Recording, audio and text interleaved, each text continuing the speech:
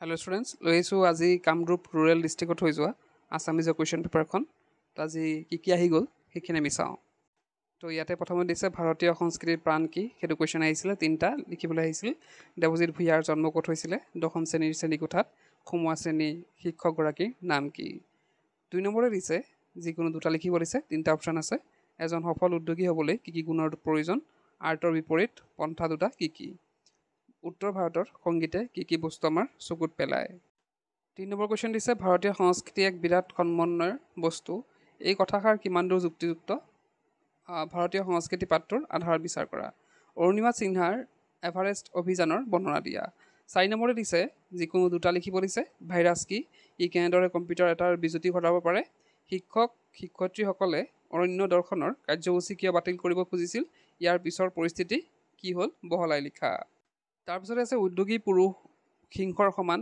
এলেহুৱা কাৰ পুৰুষৰ সমান কথাষাৰ বুজাই লিখা 5 নম্বৰ দিছে অতি চমু উত্তৰ লিখিব দিছে ৰঙা কৰবীৰ ফুল গ্ৰন্থখনৰ ৰচক কোন অভিযাত্ৰী শব্দৰ অৰ্থ কি জন কিটছ কোনটো কবিতাৰ বাবে সমালোচনাৰ পাত্ৰ হৈছিল হস্পিটেলত থাকোঁতে অৰুণিমা মনত কি সপোন তীব্ৰ ৰূপ লৈছিল 6 নম্বৰ দিছে মনে মনে থকা ছাৰ বাইদেৱে শুনিলে দিব মজা পালি কথাষাৰ কোনে কাক কৈছিল ইমানখিনি লৈ আহি আৰু উভতি যোৱাৰ প্ৰশ্ন নুঠে যি হয় দেখা যাব কথাষাৰ বক্তা কোন কাক উদ্দেশ্য কৰি বক্তাই কথাষাৰ কৈছিল 7 নম্বৰ দিছে বৰগীতটি কি ৰাগত বন্ধা আছে আসমানৰ কুতুব তাৰা আদমৰ জাত ইয়াত আদম কোন ৰঘুনাথ চৌধুৰীয়ে কোনখন কাকতৰ জৰিয়তে কবিতা লিখিবলৈ আৰম্ভ কৰে 8 নম্বৰতে দিছে বৰগীতৰ দুটা লক্ষণ লিখিব দিছে উজনি অসমত প্ৰচলিত দুবিধ লোকগীতৰ নাম লিখিব দিছে তাৰপিছত দিছে ৰঘুনাথ চৌধুৰীয়ে কিমান চনত ক'ত অনুষ্ঠিত হোৱা অসম সাহিত্য সভা অধিৱেশনৰ সভাপতিৰ আসন অলংকৃত কৰিছিল ইয়াৰ পিছতে দিছে মাধৱদেৱৰ আখ্যানমূলক ৰচনা দুখনৰ নাম লিখিব দিছে খনক খনন্দ যোগী যাহাকো দিধায় সকল নিগমে যাক বিচাৰি নাপায় ইয়াত কবিয়ে কি প্ৰসংগত কাৰ বিষয়ে কিয় এনেদৰে কৈছে চমুকৈ লিখা ইয়াৰ পিছতে আছে ব্যাখ্যা কৰিব দিছে সজাৰ মইনাটিৰ অনেক যুগতি দেওমাৰি পাৰ হ'লে এৰিলে পিৰিতি উঠাহে ঋতিক ধ্যানী অমৃতৰ পুত্ৰ উঠা যত মুক্তি পদযাত্ৰী 11 নম্বৰ দিছে তলৰ যিকোনো এটা বিয়া বাক্যসহ সমাহৰ নাম লিখিব দিছে ইয়াতে দিছে ত্ৰিনয়ন ভকত সেৱা তলতে দিছে তলৰ যিকোনো এটা সন্ধি ভাঙিব দিছে দিগন্ত সন্মন্বয় তো ইয়াতে তলত দিয়া যিকোনো এটা ন বা ব হোৱাৰ কাৰণ লিখিব দিছে প্ৰণাম নষ্ঠ যথাস্থানত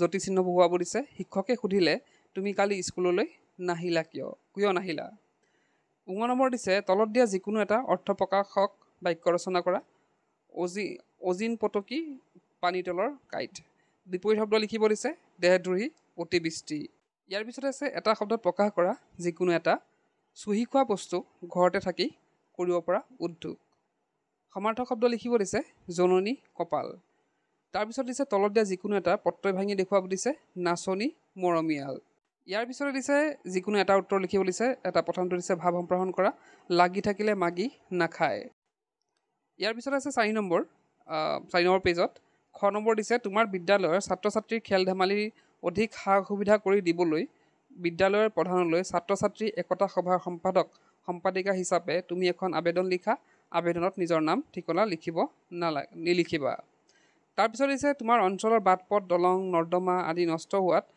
সেইবোৰৰ মেৰামতিৰ কাৰণে চৰকাৰৰ দৃষ্টি আকৰ্ষণ কৰি স্থানীয় বাতৰি কাকতলৈ এখন প্ৰতিবেদন লিখা ইয়াৰ পিছতে আছে আমাৰ যিকোনো এখন ৰচনা লিখিব দিছে প্ৰিয় সাহিত্যিক দৈনন্দিন জীৱনত ইণ্টাৰনেটৰ ব্যৱহাৰ ইয়াতে পিছত বৈচিত্ৰ অসমৰ পৰা দিছে বৈচিত্ৰ অসমত সন্নিৱিষ্ট যিকোনো দুটা জনগোষ্ঠীৰ সাজপাৰৰ বিষয়ে লিখা তাৰপিছতে 15 নম্বৰ আছে ভীমবৰ দেউৰী আৰু বলাইৰাম সেনাপতিৰ বিষয়ে লিখা তো ইয়াতে দিছে তলৰ গদ্যাংশটো পঢ়ি উত্তৰসমূহ কৰা এইটো এটা নতুন প্ৰশ্ন দেখিবলৈ পোৱা গৈছে যে আমাক এনে পেছেজ দিয়া হয় ইংলিছত দিয়া হয় কিন্তু অসমীয়াত তেনেকৈ দিয়া নহয় অসমীয়া ছাবজেক্টত দিয়া নহয় কিন্তু এইটো প্ৰথমবাৰ দিয়া হৈছে তো ইয়াতে দিছে নৱকান্ত বৰুৱা অসমীয়া সাহিত্য জগতৰ এটি প্ৰসিদ্ধ নাম তেওঁ একেধাৰে কবি শিশু সাহিত্যিক আৰু ঔপন্যাসিক এখুত ককাইদেউ তেওঁৰ জনপ্ৰিয় ছদ্মনাম তেওঁৰ সীমা দত্ত ছদ্মনামেৰেও 3টা কবিতা লিখিছিল মোৰ আৰু পৃথিৱীৰ কাব্যগ্ৰন্থৰ বাবে তেওঁ অসম প্ৰকাশন পৰিষদ বঁটা লাভ কৰে।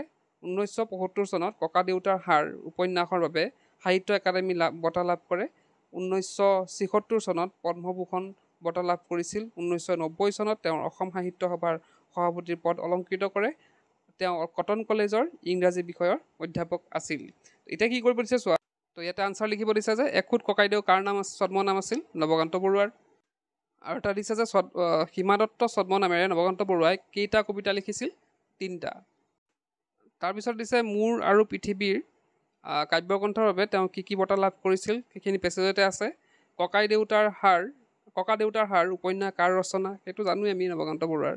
নৱকান্ত বৰুৱাই কোন চনত অসম সাহিত্য সভাৰ সভাপতি পদ অলংকৃত কৰিছিল? তো ইয়াৰ আনচাৰটো হ'ব 1990 চনত। নৱকান্ত বৰুৱাৰ কোন কলেজৰ অধ্যাপক আছিল? তো আনচাৰটো কি হ'ব? কটন কলেজৰ ইংৰাজী অধ্যাপক আছিল।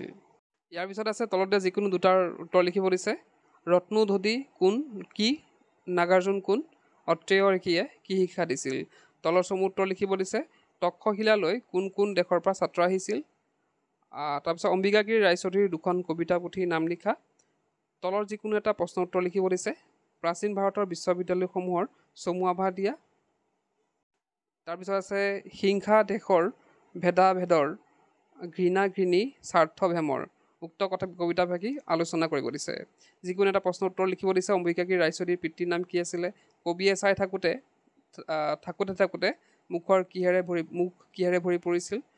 20 নম্বৰ দিছে আমাৰ বিশ্বসভাত ঠাই পাবলৈ কি কৰা নিৰ্দেশ দিছে? ছাত্ৰ ছাত্ৰী থাকিবৰ নিমিত্তে বিক্ৰমশিলা বিশ্ববিদ্যালয়ত কি ব্যৱস্থা আছিল? তাৰপিছত আছে ধৰ ঝাৰু ধৰ ভাই কবিতাটিৰ মূল ভাৱ লিখিব দিছে। তলত দিয়া যিকোনো দুটা বাক্যৰ শুদ্ধকৈ লিখিব দিছে। পৰীক্ষাৰ শেষত মোক লগ কৰিবা, সি মোক গালি দিছে, মই যোৱাকালি বজাৰলৈ গৈছিলোঁ। তাৰপিছত আছে যিকোনো এটা উপসৰ্গৰ ব্যৱহাৰ কৰি এটা শব্দ লিখিব দিছে। এই আৰু চোন অনুসৰ্গ ব্যৱহাৰ কৰি দুটাকৈ শব্দ লিখিব দিছে। তলত যিকোনো এটা শব্দৰ দুটাকৈ সমাৰ্থক শব্দ লিখিব দিছে। পক্ষী পৃথিৱী। 26 নম্বৰ দিছে তলত যিকোনো এটা শব্দৰ আধুনিক ৰূপত লিখিব দিছে। কিশোৰ ভৈলা। তো বাকীখিনি তোমালোকে চাই ল'বা নিজে। তো এইখনে আছিলে আজি কামৰূপ ৰুৰেল ডিষ্ট্ৰিক্টত হৈ যোৱা অসমীয়াৰ কুৱেশ্যন পেপাৰ। আশা কৰিছোঁ এই কুৱেশ্যন পেপাৰে আগন্তুক যিসকল ছাত্ৰ ছাত্ৰী অসমীয়া এক্সাম আছে তেওঁলোকৰ সহায় কৰিব। তেন্তে আজিৰ ভিতৰতে শেষ কৰিলোঁ। কিপ ৱাচিং একেলগে।